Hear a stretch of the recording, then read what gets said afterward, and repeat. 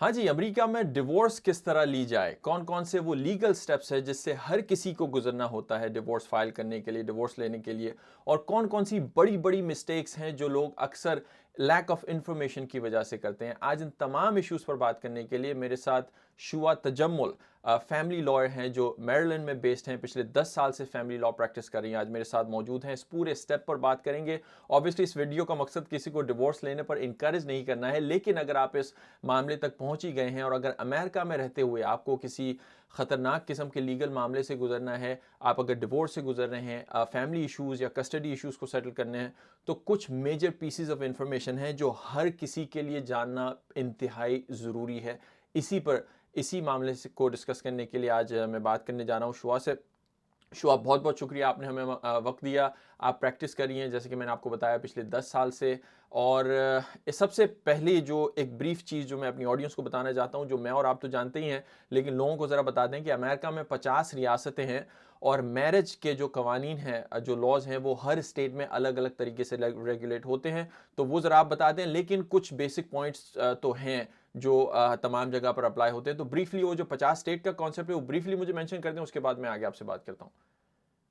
जी, ज़रूर। और आपका बहुत शुक्रिया कि आपने अपना वक़्त दिया और मुझे आज बुलाया। ये बहुत इम्पोर्टेंट टॉपिक है जिसके लिए ना अवेयरनेस स्प्रेड करना बहुत ज़रूरी है। तो ये 50 स्टेट्स की बात बहुत ज़रूरी बात है एक्चुअली। हर स्टेट के, जैसे आपने कहा, अपने लॉज़ होते हैं। तो अगर जैसे कि मेरा प्रैक्टिस मैरीलैंड और डीसी में है, अगर कोई कैलिफ़ोर्निया में रहता है तो इनके लॉज़ में बहुत फ़र्क हो सकता है। तो जैसे कि फॉर एग्ज़ाम्पल अगर मैरीलैंड में फ़र्क नहीं पड़ता कि जैसे अगर आपका घर हो वो किसके नाम है। लेकिन कैलिफ़ोर्निया में हो सकता है कि फ़र्क पड़े, हो सकता है कि ना पड़े। तो हर किसी को अपने स्टेट के लॉज़ देखने पड़ेंगे। लेकिन आज मैं आपसे वही थोड़ी जनरल बातें करूँगी ताकि सबको थोड़ी मालूमात हो, थोड़ी समझ हो कि अगर आप खुदा ना ख़ास्ता इस पोज़ीशन में हैं, तो आपको क्या-क्या सोचना चाहिए। चले जी, वो तो ठीक है, बेसिकली आपने बता दिया। अब मैं आपसे पूछना चाह रहा हूँ कि आप कहीं पे भी हो अमेरिका में, अगर कोई डिवोर्स फाइल करता है या डिवोर्स के प्रोसेस से गुजरता है, तो कौन-कौन से स्टेप से उसे गुजरना है, ये उस पे हम बात करते हैं। उससे पहले ब्रीफली मुझे ये बता दें कि आप इस सारे मामले में डील करी हैं, आपने बेतहाशा केसेस डील किए हैं। सबसे बड़ी-बड़ी मिस्टेक्स जो हैं, वो क्या है इस सारे मामले में जो लोग करते हैं और आज की इस वीडियो की सुनने के बाद वो मिस्टेक्स लोगों को नहीं करनी अगर आप किसी डिवोर्स प्रोसेस से गुजरते जी, हैं तो? ज़रूर। अनफॉर्चुनेटली ये काफ़ी ज़्यादा मिस्टेक्स हो जाते हैं क्योंकि ज़ाहिर है सबको लीगल ट्रेनिंग नहीं होती है। तो आई थिंक सबसे बड़ा मिस्टेक होता है कि आप नॉन लॉयर से एडवाइस लें। तो फॉर एग्ज़ाम्पल अगर नेबरहुड में किसी की डिवोर्स हो रही है या फैमिली में किसी की हो गई और वो आके बताएँ कि जी इस तरह से केस होता है, आपको ये मिलेगा या ये नहीं मिलेगा या ये देना पड़ेगा। और फिर आप वो ही एडवाइस लेकर और या तो फिर आप अपना केस परस्यू करते हैं या आप नहीं करते कि हाय मेरे साथ भी ये होना है। एंड दैट्स नॉट ट्रू, क्योंकि हर केस में हुँ, बहुत फ़र्क होता है। आई या। थिंक नेक्स्ट मिस्टेक यही है कि लोग बिलीव करते हैं कि हर किसी का केस एक सा होगा। तो अगर मेरे नेबरहुड में किसी को एलिमोनी मिल रही है, सपोर्ट, तो वो मुझे भी मिलेगी। या अगर मेरे बच्चों की कस्टडी का केस है, अगर मैं फादर हूँ, तो ज़रूरी है कि मैं ही चाइल्ड सपोर्ट दूँ। That's not true. Her case अलग होता है। जज जो हैं वो केस के सारे न्यूआंसेस और स्पेसिफिक्स सुनते हैं, उसके बाद डिसीजन लेते हैं। नेक्स्ट ये है कि कई स्टेट्स में फ़र्क नहीं पड़ता कि कौन फाइल करता है, क्योंकि लोग ये डरते हैं कि भई अगर हमने डिवोर्स फाइल की तो फिर हमें कुछ भी नहीं मिलेगा, हमारे बच्चे छिन जाएँगे, हमें कुछ नहीं सपोर्ट मिलेगी, और ये भी बात सही नहीं है। कई स्टेट्स में बिल्कुल फ़र्क नहीं पड़ता कि कौन फाइल करता है, बिकॉज़ जज ने पूरी स्टोरी सुननी है। नेक्स्ट एक ये बात है, वैसे ये मैंने बहुत देखी है कि कुछ फैमिलीज़ में दोनों हस्बैंड और वाइफ जो हैं वो शुरू से ना फाइनेंसेस में इन्वॉल्व नहीं होते। तो अक्सर ऐसे होता है और हमारे कल्चर में भी होता है कि कभी-कभी एक एक हस्बैंड या वाइफ जो हैं वो ही सारे अ, इनकम उनकी होती है फैमिली में और सारे फाइनेंसेस वो कंट्रोल करते हैं। तो अगर ये प्रॉब्लम शुरू हो जाते हैं तो जिस पार्टी को नहीं पता होता, फिर वो सोचते हैं भई हम कैसे ये मालूमात करें? हमें तो नहीं पता और हमें कुछ नहीं मिलेगा। फिर ये मेरी वाइफ़ या मेरे हस्बैंड जो हैं वो सारे पैसे छुपा रहे हैं, मैं क्या करूँ? तो ये मिस्टेक है कि आप शुरू से इन्वॉल्व ना हो, और इसलिए नहीं कि आप डिवोर्स की प्लानिंग कर रहे हैं, लेकिन इसलिए कि आपको भी समझ हो कि क्या हो रहा है फैमिली में, है क्या? क्या है, क्या नहीं है? आगे जाके आपने क्या करना है? It's important. तो एंड आई थिंक ये सबसे ज़्यादा ज़रूरी है फॉर पीपल जो जैसे नए-नए यूएस में भी आ रहे हैं, अपनी लाइफ यहाँ स्टार्ट कर रहे हैं। उनको ये चांस अभी मिल सकता है कि वो ये करें। तो आई थिंक ये बहुत इंपॉर्टेंट पॉइंट है। और एक फाइनल ये पॉइंट है कि अगर आप बच्चों की कस्टडी चाहते हैं फॉर एग्जांपल, तो कई लोग सोचते हैं कि अच्छा कस्टडी तो ज़रूरी ये है कि माँ को ही जाएगी, एंड दैट्स नॉट ट्रू।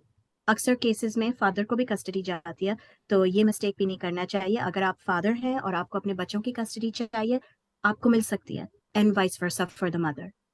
ठीक है जी, तो ये तो सारी मिस्टेक्स हो गई। अच्छा, और तो अब बात करते हैं उन स्टेप्स पे।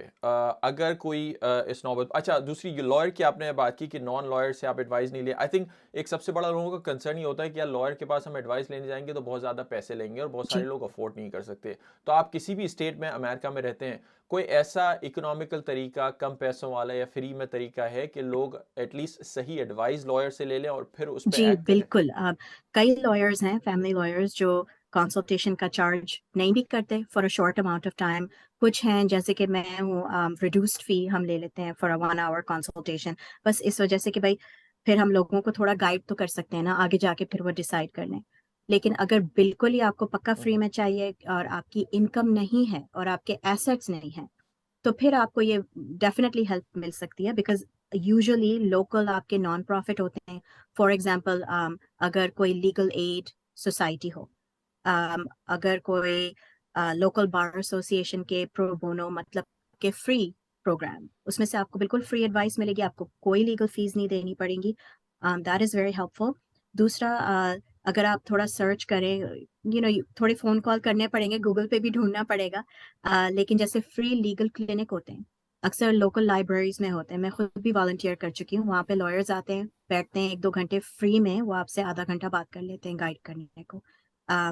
यूजुअली कोर्ट्स के अंदर भी इस तरह के सिस्टम होते हैं कि ऑफिसेज में लॉयर्स बैठे होते हैं, वो for a set amount of time आपके साथ बात कर सकते हैं, सो मे बी लाइक 30 मिनट्स। लेकिन एटलीस्ट ये आपके इतने सारे ऑप्शंस हैं, बट ढूंढने ज़रूरी हैं। तो ये ना सोचें कि भाई अगर मेरे पास पैसे नहीं है तो मुझे बिल्कुल हेल्प नहीं मिलेगी, दैट्स नॉट ट्रू। तो मिल जी। जाती है उसमें, चलें, दैट्स गुड। चलें जी, तो अब बात करते हैं उन स्टेप्स पे। लेट्स जस्ट से कि कोई इस नहज पे पहुंच गया है कि अब इनके पास डिवोर्स के अलावा और कोई ऑप्शन नहीं है और अब मामला कोर्ट में जी। जाना है, लीगल में जाना है। तो अब क्या क्या स्टेप्स हैं जो हर किसी को लेने हैं और पहला, दूसरा, तीसरा स्टेप आप किस तरह तो उसको देखते हैं? पहला स्टेप तो ये है कि अगर हो सके, इफ एट ऑल पॉसिबल, तो डेफिनेटली आप एक लॉयर से बात करें, ताकि आपकी जो स्पेसिफिक सिचुएशन है वो आपके पेपर वर्क में उसको एक्सप्लेन कर सकें। बिकॉज जो फर्स्ट स्टेप कोर्ट में होता है, आपको एक डिवोर्स की कंप्लेंट फाइल करनी पड़ती है कि आई वांट दिस डिवोर्स और मुझे इस डिवोर्स में से ये चाहिए, चाहे वो एसेट्स हों, चाहे वो सपोर्ट हो, चाहे आपको बच्चों की कस्टडी चाहिए हो। इस तरह की कंप्लेंट आपको फाइल करनी है, तो उसमें यूजुअली थोड़ी बहुत डिटेल होनी चाहिए और वो लॉयर्स हेल्प कर सकते हैं। अगर नहीं तो फिर अक्सर कोर्ट्स के अपने फॉर्म्स भी होते हैं जो आप खुद जाके भर सकते हैं। तो that is the first step. उसके बाद जब आप ये फाइल कर देते हैं, तो फिर कोर्ट यूजुअली, कई जगहों पे कोर्ट आपके साथ कोई इनिशियल हियरिंग करते हैं, जहाँ पे जज कहते हैं ओके आपने ये फाइल किया, तो अब मैंने डेट सेट करनी है कि आपकी ट्रायल कब है। तो फिर आज हम्म, से लेके उस डेट तक आपको सारा अपना प्रेपरेशन करना है। You have to find out के एसेट्स क्या हैं फैमिली के, मुझे क्या चाहिए कस्टडी में, मुझे मैं क्या मांग रहा हूँ या मांग रही हूँ। तो ये सारी प्रेपरेशन करके फिर आपकी ट्रायल डेट आएगी। राइट। और अच्छा, एक और चीज़ जो अक्सर लोग डिवोर्स यहाँ पे फाइल करते हैं, रीज़न पे बड़ी बात करते हैं कुछ स्टेट में, आई थिंक जिसे नो फॉल्ट जी। स्टेट कहा जाता है कुछ, तो उस पर ज़रा बताएंगी कि अगर डिवोर्स आप लेने जाएं, फाइल करने जाएं, तो क्या रीज़न चाहिए और अगर नहीं चाहिए तो वो क्या जी, प्रोसेस होता बिल्कुल। कई states like you said no fault states होती है, मतलब कि वो कोई ऐसे ग्राउंड्स नहीं मांगती, कोई ऐसा लीगल रीज़न नहीं मांगती कि किसी ने कुछ गलत किया हो। वो सिर्फ़ ये कहते हैं कि अच्छा आप है? कितने अरसे अलग रहे हैं। तो जैसे फॉर एग्ज़ाम्पल डीसी में अगर आप दोनों एग्री करके अलग रह रहे हैं, तो वो कहते हैं ठीक है 6 महीने में आपको डिवोर्स फाइल करने की इजाज़त है। अगर एग्री करके नहीं रह रहे हैं, तो वो कह सकते हैं कि आपको 1 साल अलग रहना है।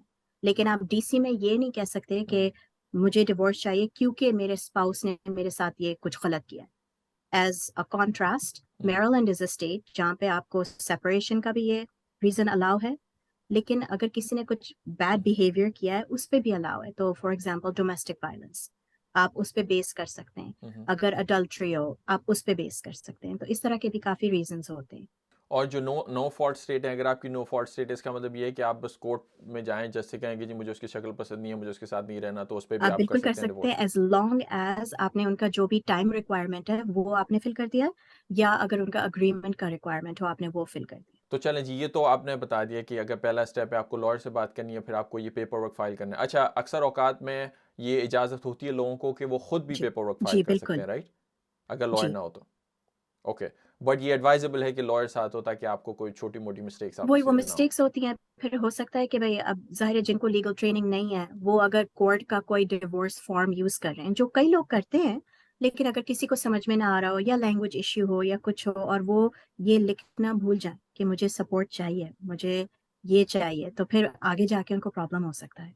राइट, तो चलें जी, ये तो आपने स्टेप कवर कर लिया कि जिसमें आपको फाइल करने, उसके बाद फिर क्या होता है? तो उसके बाद बस आपका जो केस है वो प्रोसीड होगा। यूजुअली जैसे फॉर एग्जांपल मेरीलैंड और डीसी में 1 साल के अंदर-अंदर आपकी डिवोर्स हो जाती है, फाइल करने के बाद। Now okay. आपके कपल ऑफ ऑप्शंस होते हैं। अगर आप कोर्ट में जाना चाहें और फुल आपकी ट्रायल हो, तो इस तरह से तो ज़ाहिर है वो पूरा 1 साल लगेगा। आप डॉक्यूमेंट एक्सचेंज करेंगे, आप एक-दूसरे से राइटिंग में सवाल पूछेंगे ताकि सबको पता हो कि भई एसेट्स क्या हैं, प्रॉब्लम्स क्या हैं, कोर्ट ने किस बारे में डिसीजन लेना है। लेकिन ये सारी चीज़ें हम्म। पब्लिक रिकॉर्ड होती हैं। तो अगर आप इस तरह करेंगे हम्म। तो फिर कोर्ट में कोई भी पब्लिक का मेंबर आके बैठ सकता है और आपके डॉक्यूमेंट्स यूजुअली एक्सेस कर सकते हैं। कुछ डॉक्यूमेंट्स होते हैं जो वो नहीं कर सकते, लेकिन कुछ डॉक्यूमेंट्स पब्लिक होते हैं। हम्म। तो एक दूसरा भी ऑप्शन है कि आप केस फाइल कर दें और आप डिसाइड करें ओके हमें पब्लिक में ये नहीं करना है, हम अपना खुद अग्रीमेंट कर लेंगे या मीडिएशन कोई आउटसाइड कोई मीडिएटर हो जो आपकी हेल्प करे अग्रीमेंट के साथ वो रीच कर लेंगे।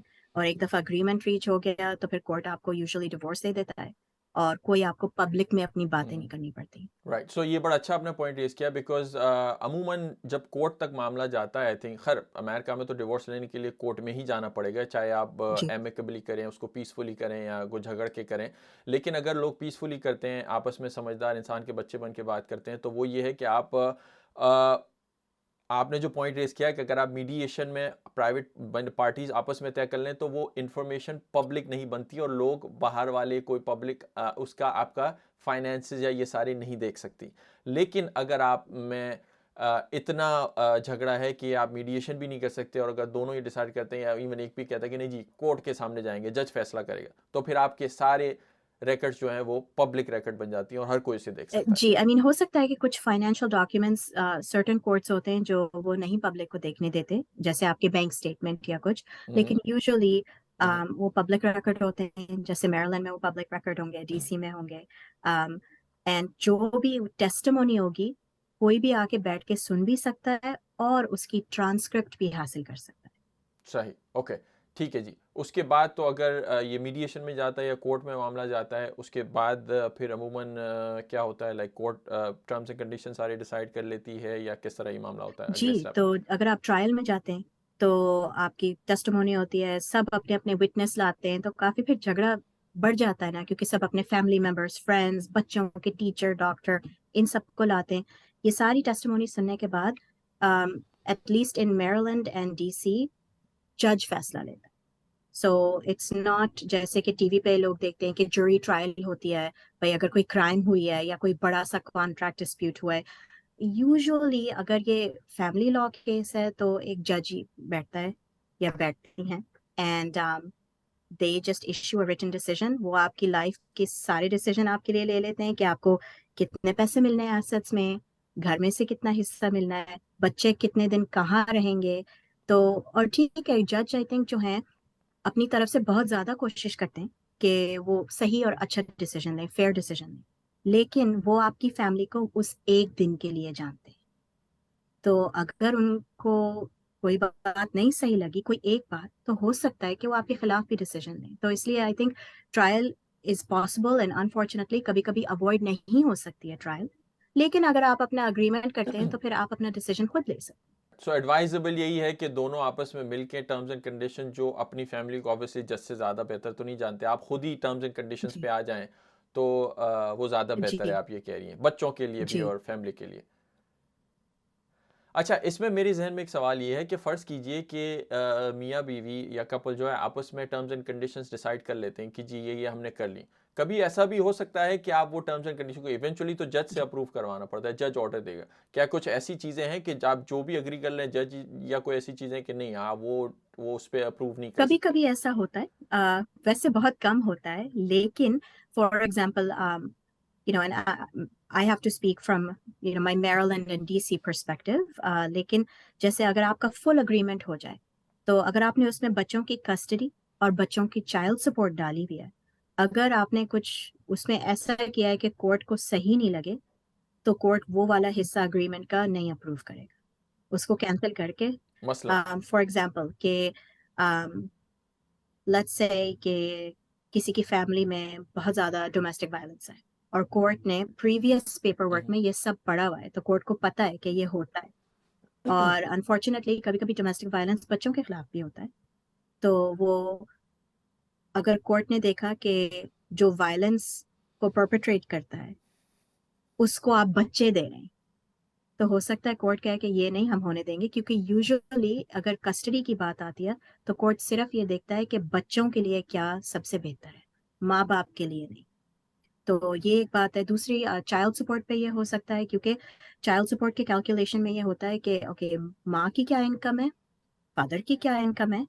और वैसे तो हमारे कंप्यूटर प्रोग्राम्स होते हैं जिसमें हम इनकम्स और एक्सपेंसेस प्लग करते हैं, and then there is an algorithm, it tells us कि इतना पे करना चाहिए। जजेस भी वही प्रोग्राम्स यूज हुँ, करते हैं। तो अगर जज ने देख लिया हुँ। कि प्रोग्राम ने एक नंबर कहा है और आपने उससे बहुत ही ज्यादा कम कोई नंबर दिया है विथ नो रीजन, तो जज वो रिजेक्ट कर देंगे। अच्छा, ये बड़ा इंटरेस्टिंग पहलू है। मैं इस पे थोड़ी देर में हम बात करेंगे चाइल्ड सपोर्ट के हवाले से, तो मैं करना चाहता हूँ। लेकिन अच्छा, तो ये फिर जज या मीडिएशन की हद तक है, तो वो आप एग्रीमेंट करें, अगर जज के पास जाता है मीडिएशन तो जज उसको अप्रूव कर देगा, तो फिर ये फाइनल सील होगी आपकी डिवोर्स पे, मतलब ये आखिरी स्टेप जी, है। यही है। ठीक है, और उसके बाद फिर इस डॉक्यूमेंट के, या जो जज की तरफ से आपको डॉक्यूमेंट मिलता है, इसके असरात आपकी बाकी ज़िंदगी पर कैसे, किस तरह रिलेट, क्या क्या इफेक्ट होते हैं, अगर उस पर थोड़ा बता सकें आप? तो फॉर एग्जांपल आपके एग्रीमेंट में होगा कि फैमिली के जो भी एसेट्स हैं, बैंक अकाउंट्स, घर, गाड़ियां, जो भी, तो जज का डिसीजन होगा कि किसको कितना मिलना है। तो एक तो वो पहले से ही वो हो जाता है कि आपको सिर्फ एक्स अमाउंट मिलेगा। और उसके बाद अगर जज कहते हैं कि ओके, आपके एग्रीमेंट में है कि आपने इतनी एलिमोनी देनी है, तो आगे चल के आपको उतनी देनी है, अनलेस आप किसी तरह फाइल करके उसको चेंज करवाएं, जो कभी कभी हो सकता है। तो एलिमोनी से मुराद, जो लोग नहीं जी जी, जानते, सॉरी, एलिमोनी क्या होती है? एलिमोनी जैसे स्पाउसल सपोर्ट, अगर किसी की डिवोर्स होती है तो अक्सर जैसे वाइफ को एलिमोनी मिलती है, हर महीने उन्हें सर्टेन अमाउंट ऑफ मनी मिलती है अपने खर्चे के लिए ठीक है। हस्बैंड से। Okay, okay. और ये वाइस वर्सा भी हो सकता है? हो सकता है, और कभी कभी होता भी है। अगर ओके। जो वाइफ है, अगर वाइफ की इनकम ज्यादा हाई है, एंड वाइफ का जैसे बहुत बड़ा कोई बिजनेस हो एंड हस्बैंड की रेगुलर जॉब हो, अगर वाइफ की इनकम 2-3 टाइम्स ज्यादा है, तो यस, हस्बैंड को एलिमोनी मिल चुकी है। और ये कब तक, ये इसकी ड्यूरेशन कब तक होती है एलिमोनी की? तो अगर आप अग्रीमेंट करें तो फिर तो ज़ाहिर है आपकी मर्जी है, आप जितनी भी ड्यूरेशन रखें। अगर आप कोर्ट में जाते हैं तो मैरीलैंड और डीसी में कोई लिमिट वैसे नहीं है, जज की मर्जी। तो लाइफ टाइम अगर भी हो सकती जज, है?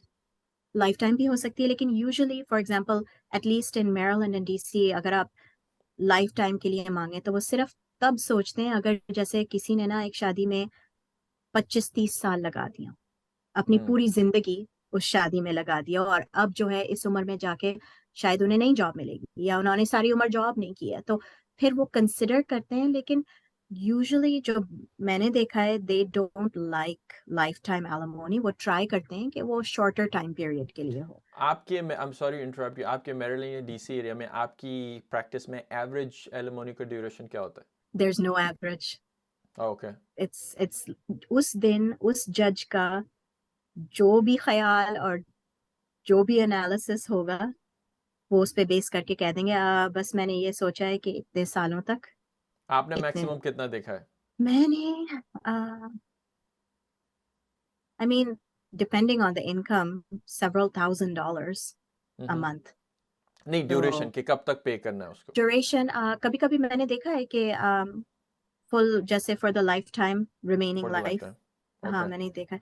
लेकिन कभी-कभी ये चेंज भी हो जाता है क्योंकि जज तो ऑर्डर दे देते हैं। हम्म। लेकिन फिर अगर जैसे अब यूजुअली यही होता है that the husband is paying the alimony, तो right. That will be my example. But जैसे अगर हस्बैंड रिटायर हो जाते हैं हम्म। एंड वो कहते हैं कि भई अब मेरी ये इनकम नहीं है, अब मैं नहीं हम्म। दे सकता। तो फिर हम्म। वो वापस कोर्ट जाके उसे चेंज करने की कोशिश करते हैं और कभी-कभी कर भी लेते हैं क्योंकि ज़ाहिर है हम्म। अब उनकी वो इनकम नहीं होती। इनकम ही नहीं है तो कहाँ से देंगे?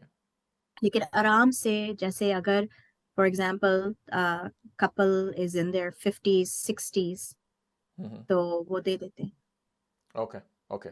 तो चले जी, तो सॉरी हम थोड़ा डिस्ट्रैक्ट हो गए। तो वो आपने फाइनल स्टेप कहा कि जी आपका कोर्ट डॉक्यूमेंट आ गया, फिर ये for the rest of your life obviously आपके साथ है। इसके अलावा इस कोर्ट डॉक्यूमेंट के मिल जाने के बाद भी कोई ऐसी चीज़ें हैं जो लोगों को जहन में रखनी है as far as legal world is concern? I think अब ज़ाहिर है इन अ परफेक्ट वर्ल्ड अगर आपका एग्रीमेंट हो तो सब उसको फॉलो करेंगे। कोई उसको किसी भी तरह से इग्नोर नहीं करेगा, लेकिन ये अनफॉर्चुनेटली होता नहीं है। तो हम्म। अब अगर कोई उसे किसी बात पे इग्नोर कर रहा है, तो ज़ाहिर है इट्स गुड कि आप रिकॉर्ड्स रखें। यू नो रिटन कोई रिकॉर्ड अपने आपने ईमेल भेज दी कि भई आपने मुझे इतने पैसे देने थे, इस महीने आपने नहीं दिए। या हम्म। बच्चों को मेरे पास 6 बजे पहुँचाना था, आप 10 बजे आए। हम्म। ऐसा कुछ। अदर देन दैट डिपेंडिंग कि आपके या तो कोर्ट ऑर्डर या एग्रीमेंट में और क्या-क्या डिटेल्स हैं, आपको वो हर वक़्त अपने पास रखना पड़ेगा। अगर आपने अपना आगे जाके आप सोचें अच्छा मैंने अपना विल लिखवाना है कि मेरे गुज़रने के बाद मेरे पैसे कहाँ-कहाँ जाएँगे। तो उसमें भी आपको वो अटैच करना चाहिए क्योंकि हो सकता है उसमें कोई ऐसी चीज़ हो जिससे इम्पैक्ट हो जाए। तो ये एक हम्म। ऐसा डॉक्यूमेंट है कि आप बार-बार इसे रेफ़र करेंगे पर्टिकुलरली अगर आपके बच्चे हैं जो माइनर हैं। चलिए जी, तो ये तो हो गया। अब जो बड़े-बड़े क्या कहते हैं पॉइंट्स ऑफ डिसएग्रीमेंट्स हैं, उस पे मैं बात करना चाहता हूँ। आपकी एक्सपीरियंस में एंड आई एम श्योर ये अमेरिका भर में भी ये एक्सपीरियंस होगा। जनरली बड़े-बड़े आइटम्स ऑफ डिसएग्रीमेंट्स कपल में क्या होते हैं जो मीडिएशन में डिस्कस होते हैं या जज डिस्कस करता है, अगर उस पे हम बात करें। सबसे पहले तो I think finances I am sure एक बहुत बड़ा एलिमेंट है। तो जब कोई डिवोर्स फाइल करने जाता है तो फाइनेंस का एक बहुत बड़ा एलिमेंट होता है। अक्सर औकात लोगों को आपने बताया कि पता ही नहीं होता। अगर किसी ने किसी हस्बैंड ने या किसी वाइफ ने अपने हस्बैंड या वाइफ के फाइनेंसिस की खबर ही नहीं रखी पहले दिन से, तो उनको तो पता ही नहीं है कि उनको चाइल्ड सपोर्ट या एलिमनी वो कितना मिलेगा। अब वो नहीं की, उन्होंने मिस्टेक कर ली, तो क्या कोर्ट में जाने के बाद कोई तरीका है जानने का कि भाई ये साहब कमाते कितना है? जी, बिल्कुल। तो अगर आपने कोर्ट में केस फाइल कर दिया है, तो उस केस के थ्रू आपको ये हक मिलता है कि आप एक-दूसरे से डॉक्यूमेंट रिक्वेस्ट करें और वो डॉक्यूमेंट जो हैं वो प्रोवाइड करने ज़रूरी हैं। जैसे कि फॉर एग्ज़ाम्पल अगर कोई केस फाइल करता है और कहता है ओके मुझे अपने वाइफ़ की फाइनेंसेस मुझे नहीं पता उनके क्या हैं, तो मुझे अब उनके 5 साल तक के बैंक स्टेटमेंट चाहिए। 5 साल पहले ओके। तक के या 10 साल पहले तक के। वो उनसे माँग सकते हैं। The wife must provide it. आप ये नहीं वैसे बस कह सकते कि भई मेरा नहीं दिल चाह रहा, मैंने नहीं देना। तो ये नहीं होता है, अगर कोई नहीं देता है तो फिर कोर्ट अक्सर उन्हें फ़ोर्स भी करते हैं और फिर ये भी कहते हैं कि अब उस पार्टी ने लेजिटिमेट रिक्वेस्ट की थी कि आप ये डॉक्यूमेंट दें, आपने नहीं दिए। फिर उन्हें दोबारा से आके कोर्ट से रिक्वेस्ट करनी पड़ी कि ये डॉक्यूमेंट उन्हें मिलें, तो अब जो भी उनके पैसे लगे हैं उस रिक्वेस्ट में, वो आप उन्हें दें। तो इस तरह से वो एक-दूसरे की अटॉर्नीज़ फ़ीस पे करवाते हैं और फिर ज़ाहिर है इस डर से जो है लोग दे भी देते हैं, जो उनको वैसे ही दे देना चाहिए क्योंकि कोई नहीं चाहता कि अपने भी लॉयर को पे करें और दूसरी साइड के भी लॉयर को पे करें। तो एग्जैक्टली। ये है एक्चुअली आपको यूजुअली ये राइट भी होती है कि आप अंडर ओथ उन्हें क्वेश्चन करें, ट्रायल से पहले। आप ये भी सेट कर सकते हैं। क्वेश्चन भी पूछ सकते हैं इन राइटिंग जो इन्हें अंडर ओथ आंसर करने पड़ते हैं। तो ये बहुत सारे ये हैं पाथवे अगर आपने इन्फॉर्मेशन हासिल करनी है, लेकिन केस फाइल करना पड़ता है। एग्रीमेंट में ये कभी-कभी आपको मुश्किल हो जाती है क्योंकि लोग सोचते हैं केस नहीं है और मैंने नहीं देना कुछ। ठीक है, तो एक तो ये फाइनेंसेस का, और कुछ और चीज़ जो लोगों को जानना ज़रूरी है वाइल द ये सारा मामला चल रहा हो, या कि उनसे पहले फाइनेंसेस के हवाले से ख्याल रखना है जो लोग अक्सर नहीं जानते? आई थिंक जैसे अगर आप इस प्रोसेस के थ्रू नहीं डॉक्यूमेंट्स हासिल कर सकते, तो आप एक्चुअली डायरेक्टली बैंक से भी ले सकते हैं केस में। इट्स कॉल्ड अ सुपीना और ओके। वो जो सुपीना है इट्स अ डॉक्यूमेंट जो आप बैंक भेजते हैं कि ये हमारा केस चल रहा है, मुझे ये इस पर्सन के डॉक्यूमेंट चाहिए और वो भी अक्सर आपको इस तरह से भी मिल सकते हैं। तो और एम्प्लॉयर से भी ऑप्शन मिल सकते हैं जो एम्प्लॉयर उनके से भी जहाँ मिल काम। सकते हैं, बिल्कुल हम्म। उनके हम्म। पे स्टब्स और दूसरे income documents. Hmm. And I think ये बस एसेट्स के बारे में सोचना चाहिए कि भाई अगर हम मीडिएशन में जा रहे हैं तो एक तो फाइनेंसेस का पता लगाना है, दूसरा हमें चाहिए क्या फाइनेंसेस में से, क्योंकि कई दफा जो है लोग सोचते हैं अच्छा अब हम मीडिएशन में जा रहे हैं हमें एग्रीमेंट चाहिए, लेकिन वो डिटेल में ये नहीं सोचते कि हमें चाहिए क्या, तो फिर उनका मीडिएशन फेल हो जाता है और फिर जरा लड़ाई बढ़ जाती है। तो अब हम्म, ये सोचना चाहिए कि क्या मुझे एलिमोनी चाहिए, मुझे कितनी चाहिए, क्यों इतनी चाहिए, कब तक चाहिए, चाइल्ड सपोर्ट का भी ये सोचना चाहिए। ये सब ओके, सिर्फ फाइनेंशियल इश्यूज हैं। ठीक है। अब दूसरी जो डिसएग्रीमेंट, आई एम श्योर आपको पता होगा, मैं बात करता हूँ बच्चों के हवाले से। बच्चों जी। की कस्टडी के हवाले से क्या चीज़ें हैं जो लोगों को जहन में रखनी है, और उसके साथ साथ चाइल्ड सपोर्ट जो बच्चों की परवरिश के लिए, जिसे नान नफ़का कहते हैं, या पैसे देने जी। उनकी परवरिश के लिए चाहिए, उस पे क्या बेसिक कुछ चीज़ें हैं जो जहन में रखनी है, क्या होता है अमूमन कोर्ट में डिसाइड करते वक्त?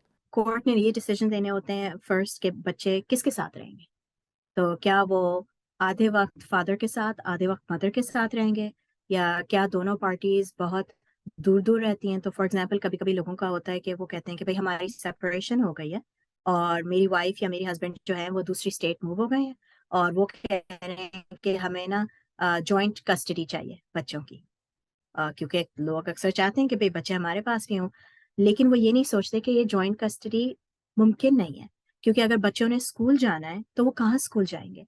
अगर एक पार्टी न्यूयॉर्क में है और एक पार्टी फ्लोरिडा में है, तो 3 दिन इधर 3 दिन उधर तो नहीं हो सकता ना। तो ये पूरा प्लान बनाना चाहिए। आई थिंक लोग जो हैं, जाहिर है divorce is very emotional and लोग अपना सब कुछ अपनी मैरिज में डाल देते हैं, तो वो ये नहीं सोचते डिटेल्स, तो ये सोचनी चाहिए। और कुछ स्टेट्स में ऐसे होता है कि कोर्ट जो है वो ये अस्यूम करते हैं कि जॉइंट कस्टडी ही बच्चों के लिए बेस्ट है अगर पास पास रह रहे हैं।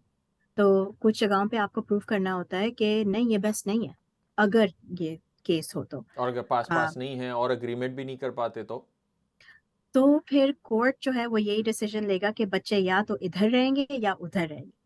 तो फिर कोर्ट ने डिसाइड करना है कि फॉर एग्जाम्पल अगर बच्चे अपने फादर के साथ रहेंगे तो फिर वो अपनी मदर के साथ कितना टाइम गुजारेंगे, क्या वो जैसे यूएस में अराउंड 3 मंथ समर वेकेशन होता है और तो? 7 to 10 days की आपकी विंटर ब्रेक होती है और आपकी एक स्प्रिंग की ब्रेक होती है। तो अगर मदर बहुत दूर रहती हैं तो क्या बच्चे हॉलीडेज उनके साथ गुजारेंगे। तो इस तरह से वो कोशिश करते हैं कि दूसरे पेरेंट को भी टाइम मिले, लेकिन जाहिर है कि अगर बच्चे स्कूल में हैं तो ये तो लाजमी है कि वो एक ही घर में रहें। परफेक्ट। और तो ये अगेन अगर आप डिसाइड नहीं कर पाते तो इवेंचुअली फिर कोर्ट आपके लिए डिसाइड करेगी, और वो क्या डिसीजन लेती जी। है वो उनके ऊपर है। खर्चे के हवाले से बच्चों की जो चाइल्ड सपोर्ट है, कौन देगा और कितना देगा? सो चाइल्ड सपोर्ट का कैलकुलेशन वही मैंने थोड़ा सा मेंशन किया था कि यूजुअली एल्गोरिदम्स होती हैं कई जगहों पे। तो कोर्ट्स ये भी देखते हैं आपसे, वो एक बजट अक्सर फाइल कराते हैं कई स्टेट्स में कि भाई आपके कॉस्ट्स क्या हैं बच्चों की, ताकि वो ये डिटरमिन करें कि क्या ज़रूरत है। तो फिर वो देखते हैं कि ओके इतना परसेंटेज मदर ने देना है, इतना फादर ने देना है, और वो इस तरह से कैलकुलेट करते हैं कि जिस घर में बच्चे रहते हैं उस पार्टी को पैसे मिलते हैं, क्योंकि जाहिर है कि वो बच्चों को रख रहे हैं, वो बच्चों को पाल रहे हैं, तो फिर दूसरी पार्टी से कंट्रीब्यूशन उन्हें मिलता है। तो अब ये है कि कितने देने पड़ेंगे ये तो सब आपकी इनकम पे डिपेंड होता है, और अगर अक्सर आपकी लोग बहुत कहते हाई हैं, इनकम होती है। कोई लोगों में misinformation, I am sorry to interrupt you, कोई कहते हैं कि जी नो 50% नो। ऑफ आपके इनकम, 25% थी, लाइक जी। इज कोई परसेंटेज रिक्वायरमेंट, ये क्या होता um Not necessarily. So the court will look at the total household income of the husband and the wife and see कि आपकी जो income है it really constitutes, let's say, 35% of the family's income. So based on that, what percentage should the children get? And the court will do that calculation. तो या तो algorithm होगी या court खुद से करेगा, कोई ऐसा standard नहीं है। है? लेकिन इवेंचुअली जो पार्टी ऑब्वियसली ज़्यादा पैसे कमाती है उस पर ज़्यादा रिस्पॉन्सिबिलिटी आएगी चाइल्ड सपोर्ट की, राइट?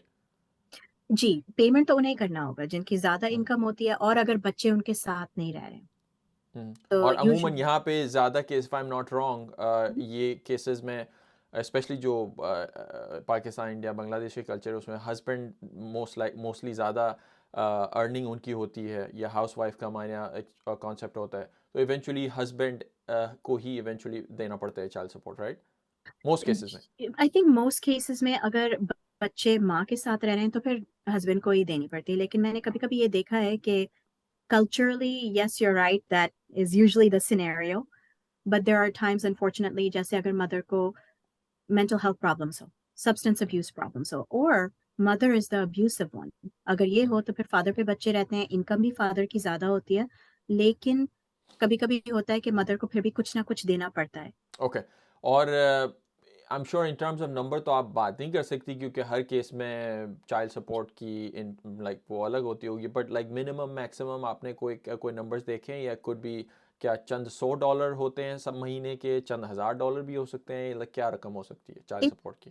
Can be anything. तो अगर आप एक पोजीशन में हैं, for example in certain states के आपकी इनकम नहीं है, और जैसे कोई केस आता है कि वेल मेरे हस्बैंड या मेरे वाइफ जो है वो होमलेस है, उन्होंने जॉब छोड़ दिया है, ये सब, तो कभी कभी अगर उनकी फॉल्ट नहीं हो तो चाइल्ड सपोर्ट कुछ अरसे के लिए जीरो भी हो सकती है, लेकिन डिपेंडिंग ऑन द इनकम $10,000 महीना, $2,000 महीना, कुछ भी, $100, $700, मैंने सारे नंबर्स देखे हैं, बिकॉज सब आपकी इनकम पे डिपेंड होता है। इनकम पे डिपेंड करता है। ओके। चाइल्ड कस्टडी और सपोर्ट के हवाले से कोई और ऐसी बेसिक चीज़ें जो लोगों को जहन में रखनी है कि जब ये डिसाइड करने जाएं तो क्या क्या उनके राइट्स एंड रिस्पॉन्सिबिलिटीज, अक्सर लोगों को तो पता ही नहीं होता कि लीगली वो क्या इंटाइटल्ड हैं चीज़ों के, क्या नहीं। तो चाइल्ड सपोर्ट के जी, हवाले से या कस्टडी के हवाले से माँ बाप दोनों हों, उनको क्या चीज़ें जहन में रखना ज़रूरी है? आई थिंक ये सोचना चाहिए कि बच्चों का ख्याल ज़्यादा कौन रखता है, क्योंकि यूजुअली ये एक बहुत बड़ी बात होती है जो कोर्ट में सुनते हैं इस डिसीजन के लिए कि बच्चों ने कहाँ रहना है। अगर for example mother state home mom है, उन्होंने ही ज़्यादा ख्याल रखा है, और फादर जो है वर्क के लिए ट्रैवल करते हैं, ज़ाहिर इनकम बनानी होती है, तो हो सकता है, नॉट नेसेसरली बट हो सकता है कि मदर को बच्चे मिल जाएं। तो ये आप सोचें कि who is the care giver, and what is good for the kids in terms of child support and really child custody, ये दोनों जो हैं कई स्टेट्स में कोर्ट कभी भी चेंज कर सकता है।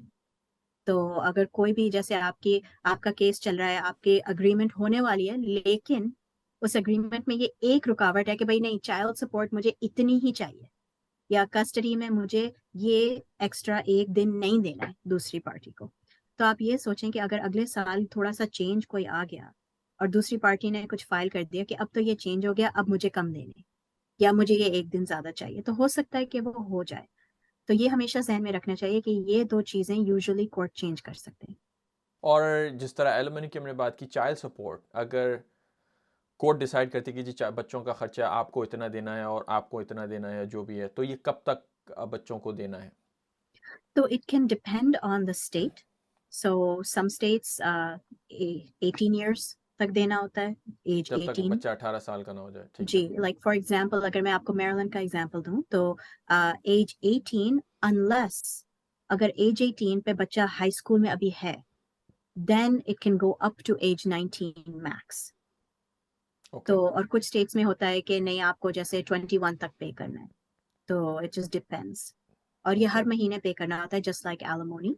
और अगर आप लेट हो जाएं तो फिर वो दूसरी पार्टी जिसको पैसे मिलने होते हैं वो कोर्ट से जाके मांग सकते हैं। अच्छा, ये भी एक अच्छा सवाल है कि ये जो पेमेंट है वो डायरेक्टली पार्टीज आप की ट्रांजैक्शन एक दूसरे में होती हैं या कोर्ट के थ्रू कलेक्ट किए जाते हैं? तो वैसे ये दोनों तरीके हो सकते हैं। तो कुछ लोग जो हैं वो डायरेक्ट पेमेंट ले लेते हैं, फिर कुछ लोग कहते हैं हमें कोर्ट के थ्रू चाहिए, और अगर कोर्ट के थ्रू हो तो यूजुअली स्टेट की कोई चाइल्ड सपोर्ट एजेंसी होती है, वो आपके एम्प्लॉयर पे जाके और वो ये चाइल्ड सपोर्ट ऑर्डर दिखाते हैं और वो कहते हैं कि आपकी वेजेस गार्निश करें, ताकि हम्म। ऑटोमेटिकली आपके पेचेक में से ये पैसे निकल के और दूसरी पार्टी पे जाते रहते हैं। और कुछ लोग एक्चुअली ये चाहते हैं, पहले सुनने में नहीं अच्छा लगता, लेकिन कुछ लोगों ने मुझसे भी कहा है कि हमें यही चाहिए ताकि हमें दूसरी पार्टी से डील ना करना पड़े, डायरेक्ट पैसे एग्जैक्टली, जाते ताकि उसके पास उसके दरवाज़ा ना खटखटाना पड़े हर महीने। हैं। जी, एग्जैक्टली। और अमूमन अनफॉर्चुनेट सी बात है कि ये सारे मामला जब सेटल हो रहे होते हैं तो टॉक्सिसिटी या जो है drama whatever you want to call it, वो इतना चल रहा होता है कि राइट। ऑलरेडी लोग इतने एक मेंटल स्ट्रेस से गुजरे होते हैं, तो उसको लाइक कि उसको अवॉइड करना से ज़्यादा यही बेहतर होता है कि आप एक ऑटोमेटेड तरीके से कोई चीज़ें कलेक्ट कर लें, राइट? ऐसा ही है? जी, जी, बिल्कुल बिल्कुल। ठीक है जी। चाइल्ड सपोर्ट के हवाले से और कोई ऐसी चीज़ जो लीगल पॉइंट ऑफ व्यू से हम मिस कर रहे हो? नहीं, I think child support, that's it, it just it's so varied, because उसके इतने सारे, जस्ट लाइक कस्टडी, उसके इतने सारे फैक्टर्स होते हैं कि ये बस बताना मुश्किल होता है कि भाई कितने मिलेंगे, you know, राइट, कब तक राइट। मिलेंगे, but other than that, no, I think we've covered the bases. एक और बहुत बड़ा जो रीज़न है या जो इशू डिस्कस होता है डिवोर्स केसेस में, वो है डोमेस्टिक अब्यूज़ या डोमेस्टिक वायलेंस का। जिन लोगों को नहीं पता, उन लोगों को लिए अगर आप ब्रीफली एक्सप्लेन कर दें। ऑब्वियसली हर स्टेट का इसमें भी शायद कोई अलग अलग रूल हो सकता है, जी। लेकिन क्या ऐसी चीज़ है जो हस्बैंड और वाइफ के दरमियान अमेरिका में रहते हुए डोमेस्टिक अब्यूज़ या डोमेस्टिक वायलेंस काउंट करती है? क्या ऐसी चीज़ हैं जो वो एब्सोल्युटली नहीं कर सकते लीगली स्पीकिंग एक दूसरे के साथ? जो टर्मिनोलॉजी हम यूज करते हैं, it's putting someone in fear of imminent bodily harm. इसका मतलब होता है कि किसी को ये आपकी वजह से ये खौफ है कि उन पे कोई वायलेंस परपेट्रेट होने वाली है। तो फॉर हम्म, एग्जांपल अगर कोई अपने स्पाउस से कहता है कि I am going to slap you, या वो एक्चुअली जाके उन्हें हिट करते हैं या ऐसी कोई चीज, तो दिस इज नॉट अलाउड। अगर कोई थ्रेट्स थे जो जरा क्रेडिबल थ्रेट हो कि मैंने आके ऑफिस में और मार देना है, अनफॉर्चुनेटली ऐसी बातें होती हैं। तो ये वैसे मेन चीज है डोमेस्टिक वायलेंस की। और अगर ऐसा कुछ हो तो फिर पार्टी को ऑप्शन होता है कि वो कोर्ट से जाके और रिलीफ हासिल करें। इसमें अक्सर औकात लोगों की मैंने भी कंप्लेन, आई एम श्योर आपने ज़्यादा सुनी होगी, जब फैमिली मामलात हीटेड होते हैं तो एक दूसरे के सामने चीखना चिल्लाना, अगेन वो बातों में धमकियाँ देना, अक्सर हैरेसमेंट का भी बहुत सारे इन्वॉल्वमेंट्स में आता है कि बार बार हैरेस करना या फैमिली मेम्बर्स को परेशान करना, ये सारी चीज़ें ये भी कॉन्स्टिट्यूट होती हैं डोमेस्टिक अब्यूज़ में। जी जी, ये हो सकता है और it depends on the state. But for example Maryland में है, अगर आप किसी को हरास कर रहे हैं, किसी को स्टॉक कर रहे हैं, बार बार जाके उन्हें तंग कर रहे हैं, तो जी आप डोमेस्टिक वायलेंस में एक फाइलिंग कर सकते हैं कोर्ट में।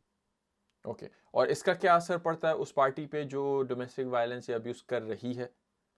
तो जो कर रही है उन पे एक रिस्ट्रेनिंग ऑर्डर या प्रोटेक्टिव ऑर्डर उनके अगेंस्ट एंटर हो सकता है।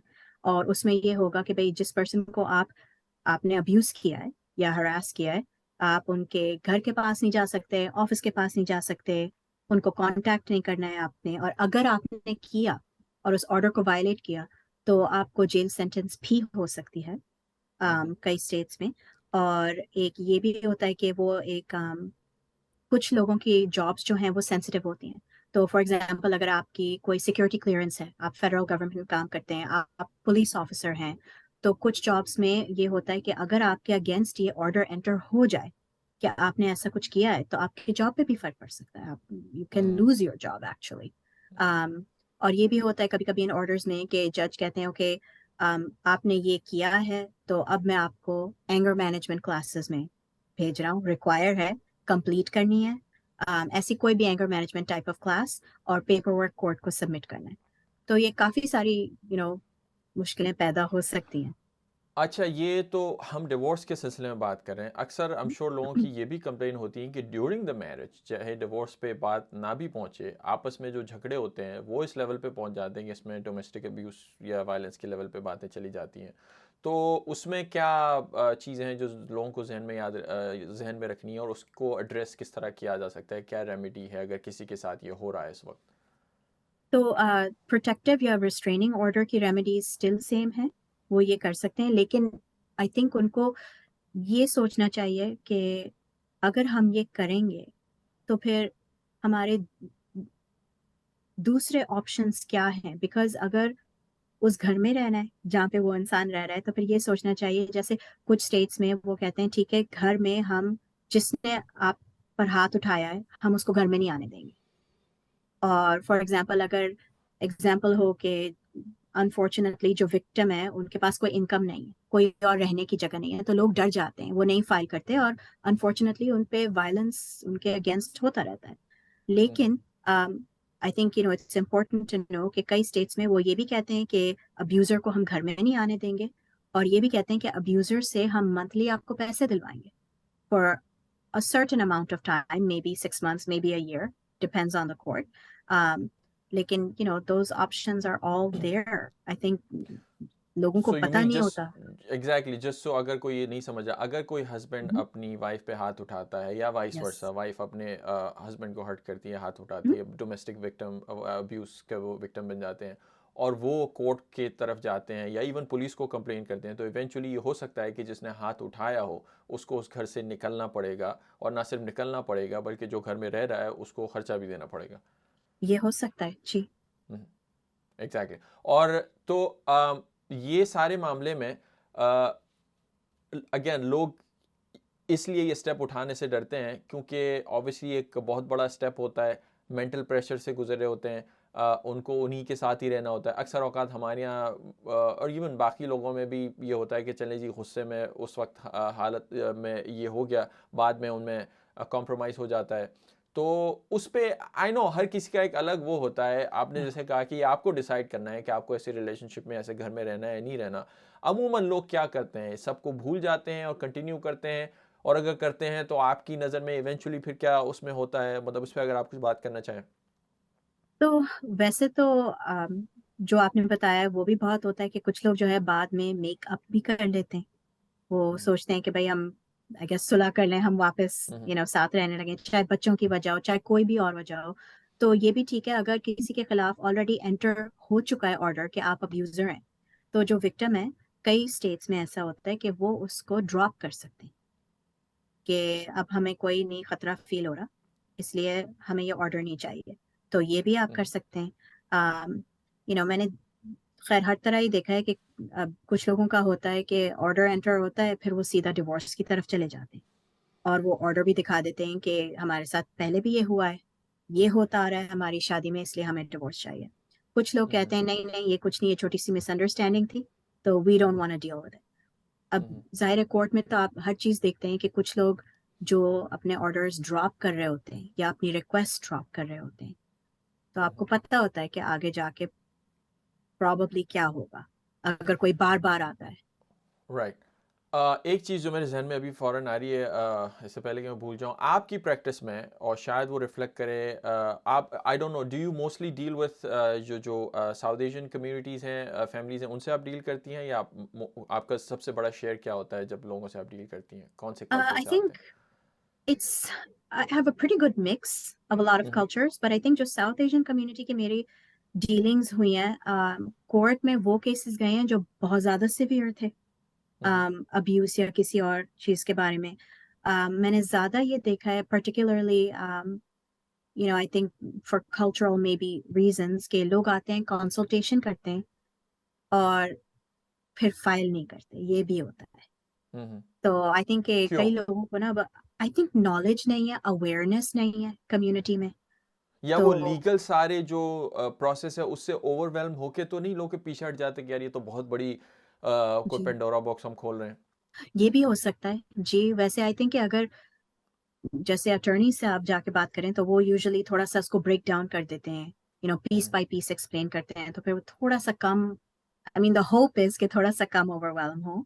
लेकिन ये भी हो सकता है क्योंकि जाहिर है अगर कोई सारी उम्र से हाउसवाइफ है और फिर एकदम से आप उन्हें कहें कि ये सब करना है, तो डर भी जाता है इंसान। Exactly exactly. और मैं आपसे ये पूछना चाह रहा था कि आपकी प्रैक्टिस में जितने अब तक आपने वो केस किए उसमें मेजर सबसे बड़े मेजर मेजर रीजंस क्या है लोगों की डिवोर्स के, क्यों लोग डिवोर्स लेना चाहते हैं? I mean all kinds of reasons. So for example, in Maryland, हमारे पास जो है वो कई different grounds हैं जो मैंने explain किए हैं। तो मैंने I think काफी सारे हर grounds पे, सारे वो grounds पे divorces मैंने देखी हैं।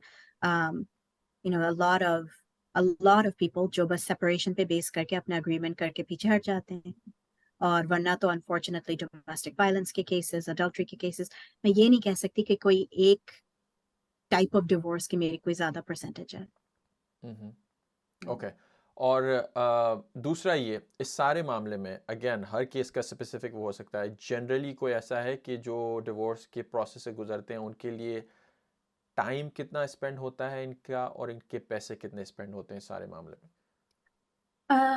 टाइम तो अगर आपके केस को जैसे तकरीबन 1 साल लग रहा है, तो आप भी एक्सपेक्ट कर सकते हैं कि हर चंद महीनों बाद आपको थोड़ा टाइम लगाना पड़ेगा डॉक्यूमेंट्स गैदर करने के लिए या सेटलमेंट के डिस्कशंस करने के लिए। तो मैनी मैनी आवर्स, और ट्रायल की प्रिपरेशन के लिए आपको टाइम कपल ऑफ डेज भी लग सकते हैं, उससे ज़्यादा भी लग सकते हैं, क्योंकि जाहिर है कि आपका केस है तो इन्वॉल्वमेंट आपको ज्यादा रखनी पड़ती है। कुछ लोग सोचते हैं कि ओके मैंने लॉयर कर लिया, बस अब मैंने बैठ जाना है और मेरा काम जो है पूरा हो जाएगा।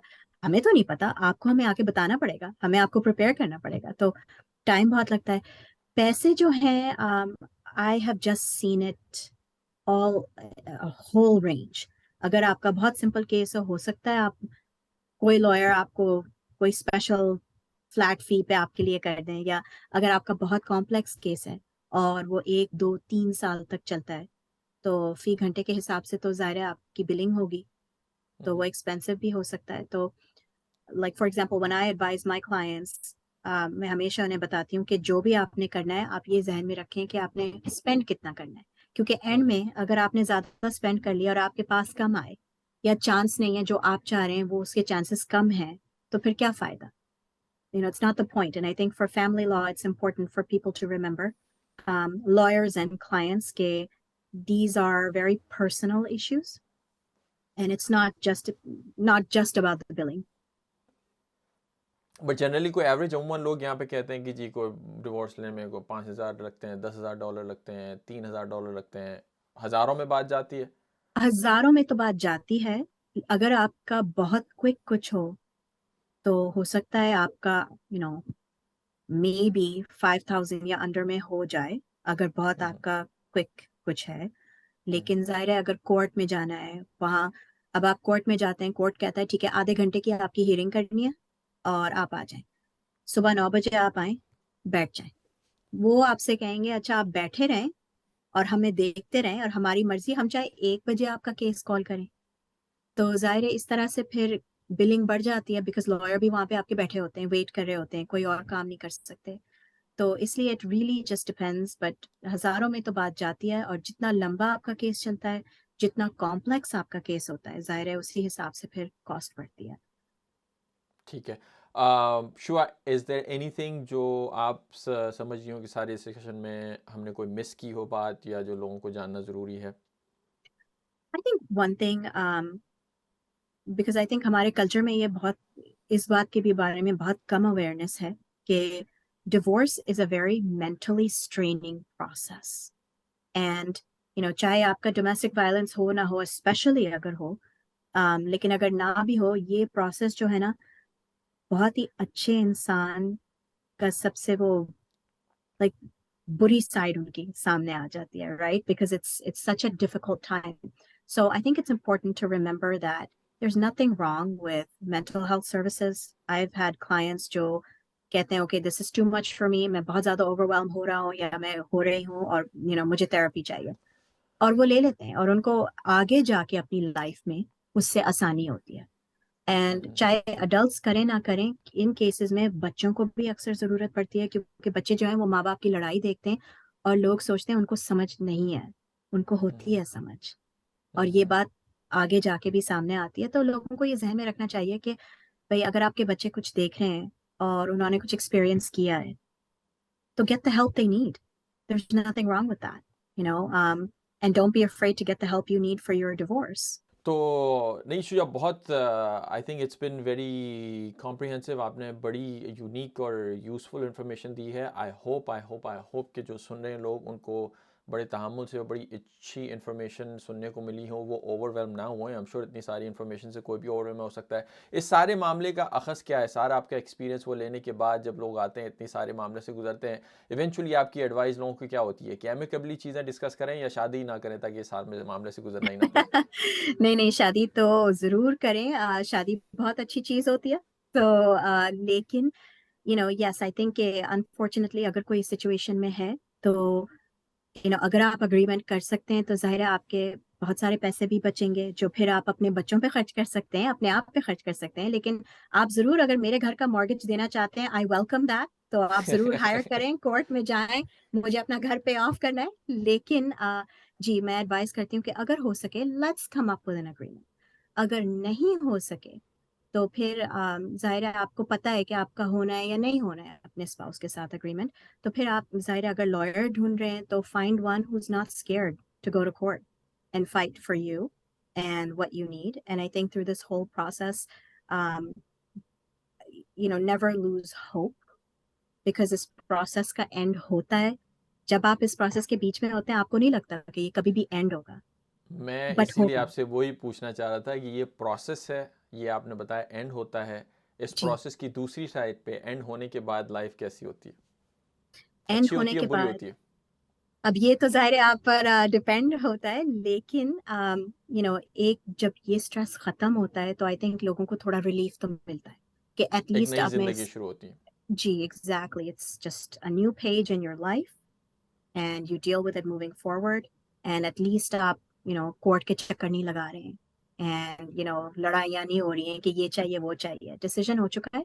अब जो डिसीजन है usually people live with it. Finally आपसे आपकी डिटेल्स पूछने से पहले मैं एक चीज़ डिस्कस करूं, क्योंकि अमेरिका में बहुत सारे अमेरिकन फैमिली लॉ बाकी कंट्री से मुख्तलिफ है। कुछ लोग कहते हैं काफ़ी कॉम्प्लिकेटेड है, ऑब्वियसली आई मीन कोई भी लीगल केस जो है वो काफ़ी कॉम्प्लिकेशन का शिकार होता है। आपका philosophically, oh you are a lawyer, so obviously आप एक लीगल पर्सपेक्टिव से उसमें बात करेंगी। फ़िलोसॉफिकली मैं पूछना चाह रहा हूँ कि इस सारे मामले में जब भी कॉन्फ्लिक्ट होता है तो थर्ड पार्टीज इन्वॉल्व होती हैं ऑब्वियसली।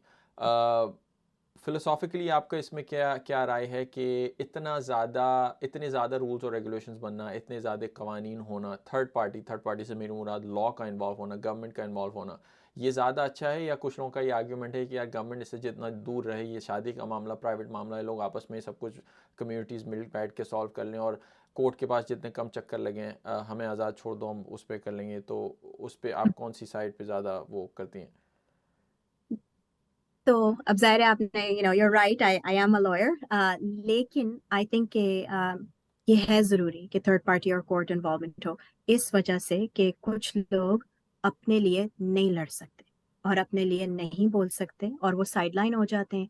अब जैसे यहाँ पे अगर एग्जाम्पल अगर ये है कि भाई एक वाइफ को बच्चों की कस्टडी मिल रही है, तो यहाँ पे ये नहीं होता कि मेहर माफ करो वरना मैं बच्चे नहीं दूंगा, या vice versa, like I have seen for example के जो कुछ हस्बैंड्स हैं वो बहुत ज्यादा अच्छे पेरेंट्स होते हैं और अनफॉर्चुनेटली उनकी वाइफ्स नहीं होती हैं और वो बच्चों का ख्याल नहीं रखती हैं।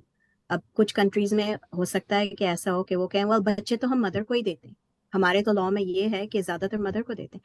यहाँ हर स्टेट में ये नहीं होता, बल्कि कुछ स्टेट्स में स्पेसिफिकली ये होता है कि मदर को इस वजह से प्रेफरेंस नहीं मिलेगी कि वो मदर है। तो मैंने कुछ ऐसे भी केसेस किए हैं कि फिर फादर को बच्चे मिलते हैं और उन फादर्स को वरना उम्मीद नहीं होती, वो तो यही यहाँ पर भी अक्सर सोचते हैं कि भाई हमें तो नहीं मिलेंगे हमारे बच्चे, अब क्या होगा। सो आई थिंक इट्स इम्पोर्टेंट कि जो लोग अपने लिए नहीं खुद फाइट कर सकते, जिनको नहीं है अंडरस्टैंडिंग, उनको ये हेल्प चाहिए होती है। जो कर सकते हैं अक्सर उनका फिर अग्रीमेंट भी हो जाता है। सो थैंक यू शुआ, बहुत बहुत शुक्रिया। अगर आपसे कोई ऑफ रब्ता कोर्स, करना चाहे, मज़ीद इन्फॉर्मेशन लेना चाहिए, क्या बेस्ट तरीका है आपको रीच आउट करने का? Thank you so much. yeah, today was not legal advice, but I hope it was helpful. तो ज़रूर I can provide my phone number if that's hmm. okay with you. Sure sure. It would be, and okay. it's a Maryland number, so hmm. or I can give it to you if however you want to sure do it. But sure, will do I it. can be reached at 240-257-2757, and sure my email I think you have as well. So sure, that would perfect. be great. Thank you so much. We'll do that. Thank you so much for your time. I hope people got a lot of useful information out of this. Or that's it. Thank you for watching. मिलते हैं एक और video के साथ।